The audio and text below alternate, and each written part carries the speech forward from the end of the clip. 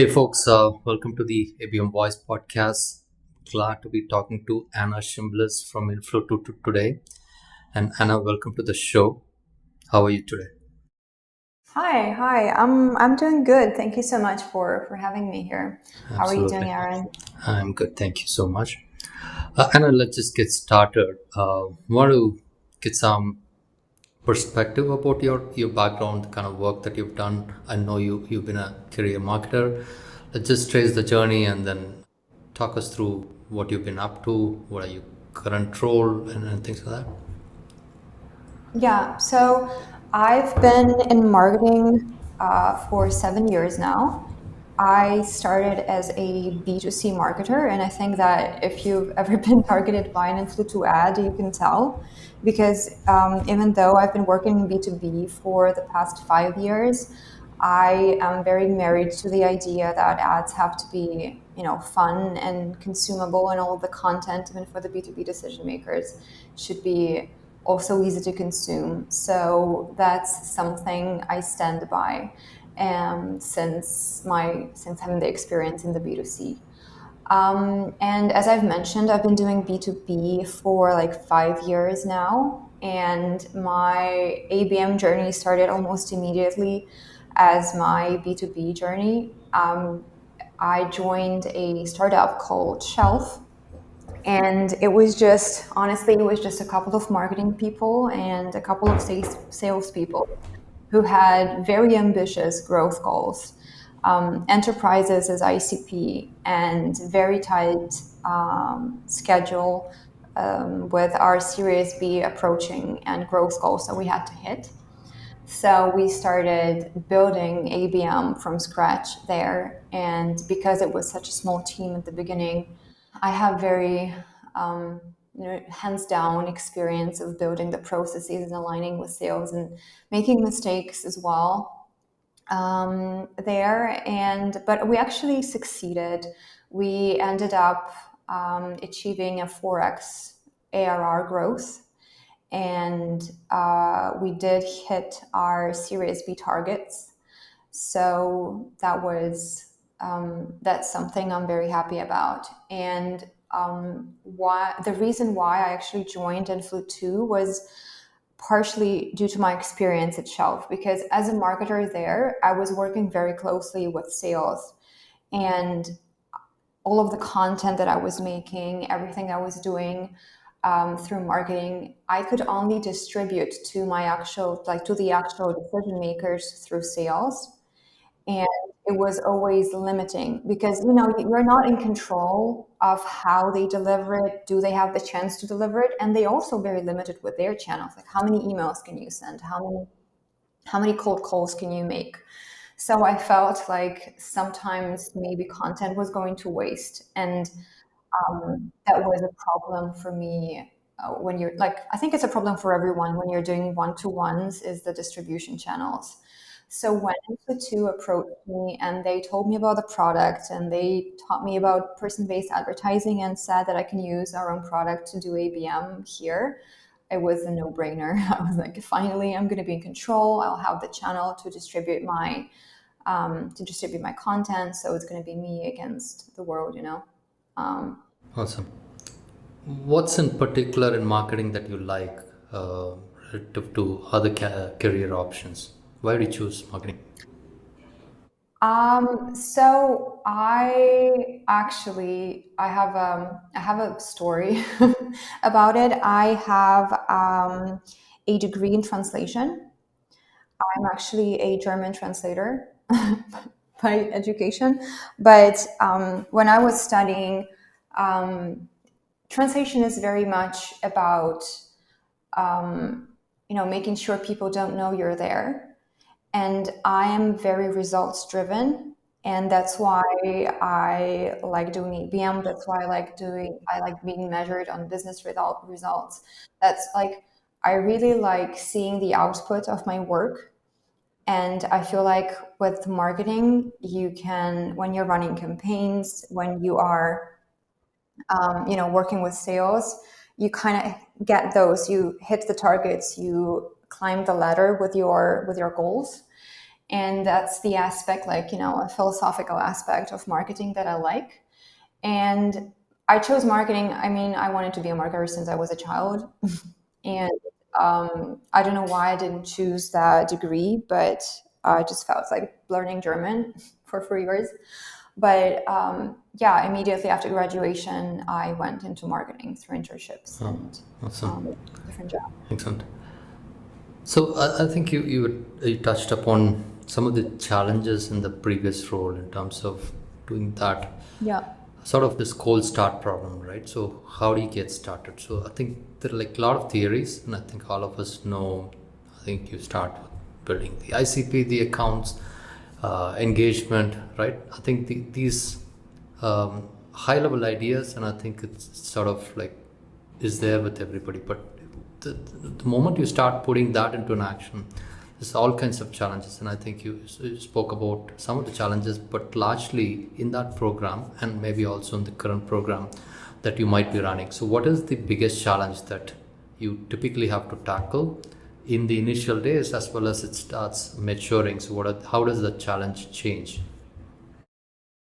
So I can, generalize that with ABM can only work when you are aligned, like all of your ABM marketing, your sales, your customer success, they are all aligned on the same success criteria. And that success criteria actually then leads you into the programs that you're running and the approaches that you're choosing. So one of the mistakes the companies can make is measuring different like departments completely differently. Because you measure marketing on top of the funnel, then you measure sales on how much they close, and then you measure customer success on retention. But that's a very siloed approach, because actually the type of account that marketing brings in the beginning has a huge effect on how they are going to behave as a customer.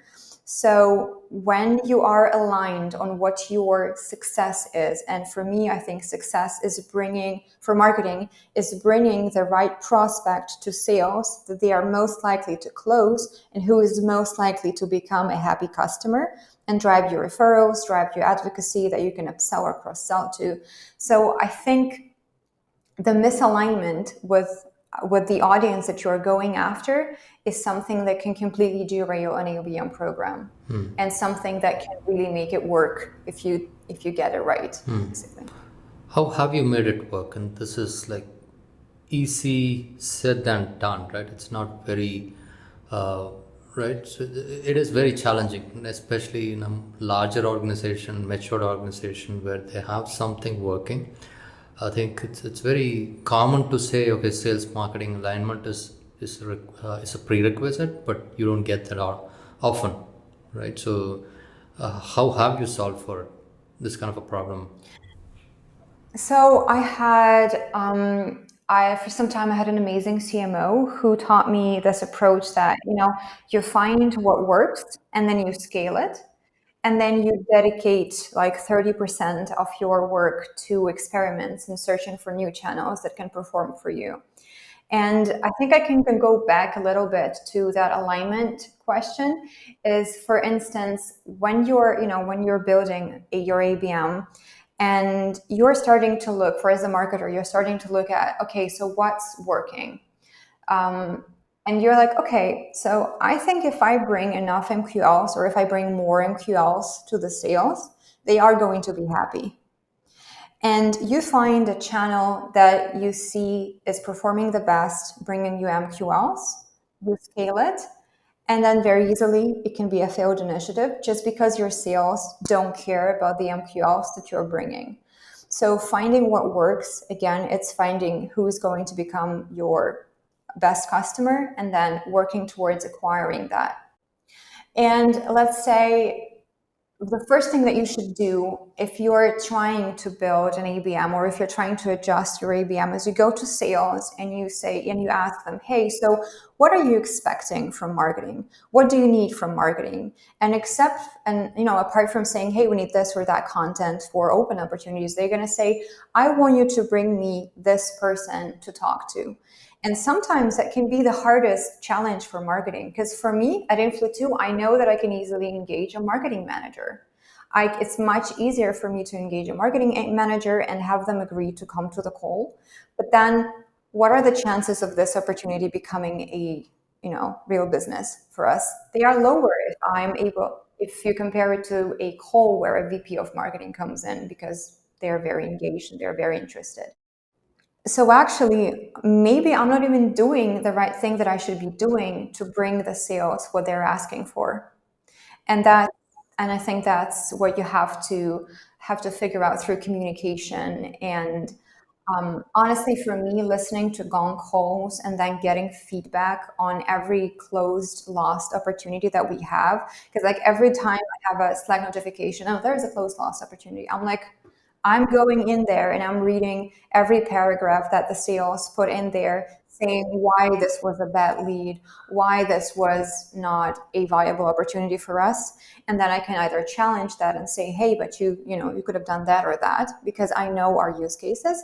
Or I'll be like, okay, so I'm taking a note and I'm going back to my research team and I'm looking at the audience that I'm working with, and I'm removing cases that are similar to this one, just so that I don't waste my ad budget on bringing the wrong people to the sales department. Interesting. So you said when you started the previous company, right? So you were two of you trying to kickstart an ABM program. So I don't know if that was the entire team or was it the ABM team in itself? So it was me as a content marketer. We had a digital marketing person. We joined at the same time. We were working very close with the CEO. Then we had an in-house designer, and we had a partnership person who was very experienced. And I think he was also a very experienced solution consultant, which is important when you're trying to sell to an enterprise, because you're going to offer them something very custom made usually. And we then had two salespeople joining our Interesting. team. So I think that's very similar to early stage companies or that particular situation, right? So it's something that a lot of companies, early stage companies, can relate to. So what was the journey like? How long did it take for you to put that process, right, and make that process working, right? And you talked about some channels that needs to be working, experimentation and all of that, right? So with such a light team, so how do you guys figure that out on terms of what channel was working and how do you double down or add more channels and all of that? So the first step that we took was aligning on the audience. We were going after very specific enterprises, and we knew who we wanted to go after based on their ICP and based on our partnerships, because we had a very strong partnership network. And we then, it was COVID, by the way, it was in the middle of COVID. So webinars were huge. So we invested into webinars and partner online events that our bigger partners were hosting. Um, Once there's a mistake that we did, and I will remember it forever. So we were thinking, okay, so we have our usual sources of pipeline. Let's look at something else. Let's experiment. And we thought, let's do like a huge push for pipeline. And we did content syndication. So we dedicated time to creating the content that we thought was perfect. We found a vendor to distribute it, and we generated a whole bunch of leads. And we basically wasted like a month's worth of work for the sales team, because they just had to disqualify them all. And because those people were able to book calls, they had to take some calls. So it was a waste of time. And honestly, when you make a mistake like this, or when it's like a ongoing mistake that you come back to and they don't revise, you lose that trust with the sales department and their people. And I mean, I would be reluctant to anything coming from marketing if that wasted my time in previously. I once interviewed an ABM manager for Influ2, and she shared an amazing story. I think I tell tell to everyone. She said, "Hey, like I'm doing, she's been doing ABM for like 2 years there. She was nurturing those huge enterprises, getting them to agree to a meeting, or figuring out that they're going to be at the event, that the decision maker is going to be there, and she knew that their sales people are going to be there. So she would give all of the insights to the sales. She'll be like, okay, this is like high intent account. This is your buying group. This is who you should talk to. And sales kept kind of like, half working them. Sometimes they miss them and they're like, oh, sorry, I was busy doing like my other stuff. And at some point, they thought, okay, that's enough. Let's revise our revenue sources. And they realized that most of their revenue was generated through sales channels. So all of the marketing effort was just like dropping at a certain point. So this handoff was really killing their pipeline that could have been generated by marketing, just because there was lack of communication or there was a lack of trust with their sales team. So that is something like I think that's something that you can fix if marketing is bringing what sales care about and what actually has, can contribute to pipeline and revenue. Right. So how do you marry a demand gen effort to an ABM effort, right? So how do you kind of synergies, or where do you stack, and how do you see both these efforts, right? Do you see that in isolation, one feeding into another, or how else do you visualize? Well, you have your demand gen, and then with your ABM, it all depends on the approach that you Right. want to take. Because, and I guess the difference here is going to be when you are running one to one or one to few campaigns. And honestly, Aaron, I don't know based on your experience, but how many companies do you know that are doing like really heavy one to one programs? I think it's like a marketing luxury when you can do one to one and you can dedicate a separate, a separate marketer who's nurturing those accounts for like a year or two.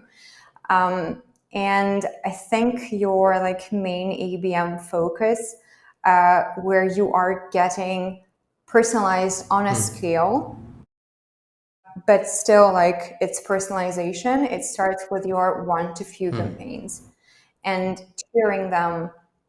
I think there is no like one. If you look at like articles and read some books and do like ABM books, you get this idea that well, you have to look at different data points to prioritize the one to few accounts. But I think it's very different for everyone, and the data points that you have access to that can help you segment them for personalized message and also but at scale again. So that would be Joe, that would be their content consumption patterns, that would be level of engagement with your website or with your ads if you have Influ 2. You look at that and you see what they're interested in, you capture a certain level of intent, and you capture that that data points that help you personalize the messaging. And I think when you combine that, that's your ideal one to few play. But I mean, and then you have the one too many, and that's I don't really know. Like with one too many, I guess it's more of a spray and pray situation, or a demand gen situation, because yeah. Got it. What kind of number that we are talking about when it comes to one to few, right? So within a cluster or overall your ABM accounts, right? Within that one to few buckets, right? So what kind of number that you work with? What would you recommend, for example? Well, I think I can tell you what I about from my experience, and Yeah. then I can tell from a general perspective that I have. So it's very like it's going to vary a lot based on the amount of the accounts that you have in your Right. ICP. Let's say you have 5,000 accounts that you can sell to, and you then go and you look at, okay, so these are my marketing resources, these are my SDR resources, this is what I have the budget for. And that's how you define what you can do, basically. And also, again, the data points, the access to the data points that you have. If you have budget to, tier them on intent level using 6sense metadata and other vendors, great, you should do that. But honestly, the one to few, I think you're not running. It's not like you have one to one and you have 10 accounts with individual programs, and then you have one to few with a one program and then one to many. I think your one to few should be divided into a whole bunch of different buckets of how you're approaching them and how you're personalizing them.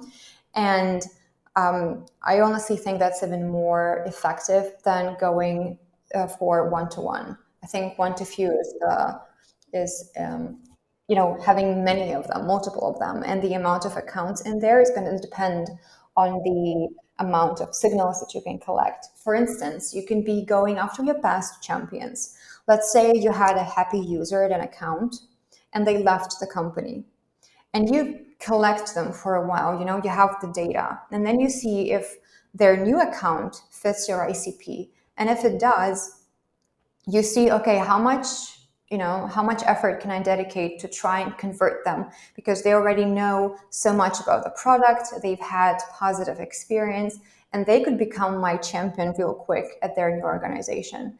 So I think that's like a low hanging fruit for one to few, for instance. You can go through all of your closed lost opportunities due to budgeting. And then at the end of their fiscal year, you reapproach them and say, hey, just in case you have some budget to burn, to make sure your budgeting goes right in the next year. By the way, remember you evaluated us and you didn't have budget? Maybe it's better timing. So you select the timing, and you have this level of personalization because you've already had the conversation with them. You know why they weren't a fit. You weren't a fit for them at the time, and maybe the time has changed for them right now. So it's a great time to approach. And that is, again, one to few. So how do you processify all of this, right? So when you're uh, doing multiple things, for example, how do you keep track of your past accounts or past champions? The example that you talked about, right? So where does this sort of information get stored, and then who does that, and how frequently do you do that? You have to have the right structure in your CRM and the right approach to your data. I'm very happy to have talented marketing operations people doing that for me. But basically, you assign your customer success should assign roles in the account. I'm really going into customer marketing right now. They should assign role in the account. Who's the champion? And that is stored in your CRM, and based on your resources, you can run that once to 3 months, like once in 3 months or once in half a year, and see who has left the company and research their new company. You can have a tool, it's called Audience Scope, that does it for you. You just have to set it up correctly. um, you can hire like an outside vendor to do it for you as well. But ideally, I think it's just from the processes of keeping the information and logging the information in your CRM, starting, Uh, again, here you can see the connection, customer success and ABM and marketing, it's interconnected. So they're coming back, the past champions, and going back to the top of the funnel. So yeah, you have to have the right operations in place and just think about all of the useful information that you should be storing in your CRM. And then, well, for us, we store it and then we use our own product to run ads and programs to those segments. How do you prepare for a one to few program, right? So what, and it all starts with, of course, account selection. So you do that, and then you need to go understand what these accounts are, who these accounts are, and if you're doing a cluster sort of marketing, right, and that's what you're doing in the one to few, right? So depending on how you've clustered, so you also need to understand the characteristics, attributes of the cluster. So what other sort of signals, what other data points are you looking for in the research, and also these research, how frequently does it have to be done? Well, that really depends. For me, well, how do I even start ideating for a one to few campaign? I meet up with the sales, I meet up with our research, and we look at the resources that we have and the data points that we could collect. And we are also thinking about, okay, so what would be the right data point that should identify an intent Yeah. signal for us? Do we go and buy competitor intent from G2? Or do we go and look for investments recently done? Do you go into Sales Navigator to see whether they had addition to the team? If they're hiring for us, let's say they've hired like 2 ABM marketers, so they probably are, building their ABM program, so they should be have a level of interest in a person-based advertising. Do you go for technographics? Can you detect, any signs that they are using competitors and they have been using competitors? You can go and review websites and see if they've left negative reviews for their competitors and they are unhappy. So that's a nice, a nice intense signal that they might be looking for a replacement. So it's really up to your imagination, and the depth of the research that you can make, I think, is just limited by your resources, because you can come up with so many things if you put your mind to it.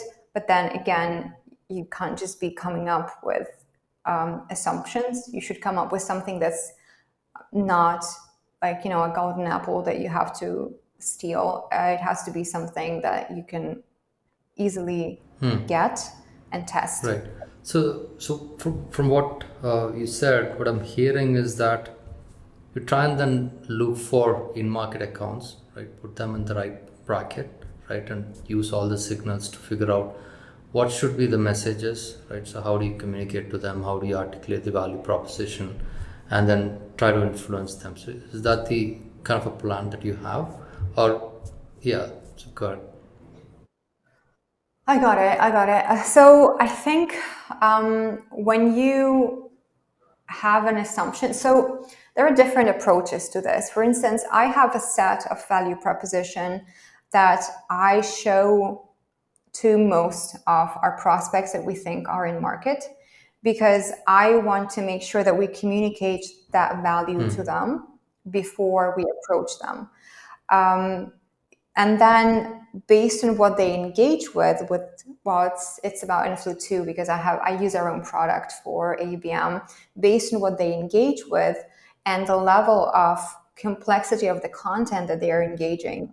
If someone read a report, downloaded a report, and you see that they've spent so much time on the page, of course, they show a higher level of intent. If that's someone who just clicked on the ad, maybe, follow up with an SDR, of course, but that's not specifically, a lead. And what would be a strategy, or how would the strategy be different when you're, let's say, approaching a startup versus an enterprise, right? I think the main difference is the conversion cycles, right? Typically in startups, you tend to close it fast compared to a large enterprises where it's going to take years, right? So how do you plan for such an engagement, and do you put them, all of them, into one bucket that you refer to, or how do you approach it? No, no, those are completely different things. Those are completely different programs. You will have different personas. Let's say if you're selling to a small account, you should be targeting their CEO, because their CEO is probably very hands-on on every budgeting decision that they have. But if you're targeting an enterprise and you're trying to sell to Cisco or Adobe, you're not going to target their CEO. He has or she they have no idea who you are and why should they care, because it just makes no sense.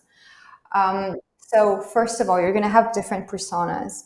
In enterprise, you're going to have a lot of more legal questions that you should have content for your sales. You will have a lot longer procurement. You will have a lot more decision makers in the buying committee. So those are completely different approaches, and you need to have different expectations, different personas, different content to convert So them. essentially, the process between a smaller, uh, mid-sized companies to an enterprise is very different, right? And hence the approaches Yeah. are going to be different, right? So, is it normal, or should it be normal to combine these two, not into one cluster or a bucket, but is it okay to run different programs? And especially when you start for resources and things like that, do you want to prioritize one over the other, right? Of course, it comes to the account selection sort of a decision there, but It's a strategic decision, and it all depends on your ICP. If an SMB is your ICP and they're going to be a happy paying customer, you should absolutely go after them. Shorter sales cycle, many more opportunities that you can work at the same time and close faster.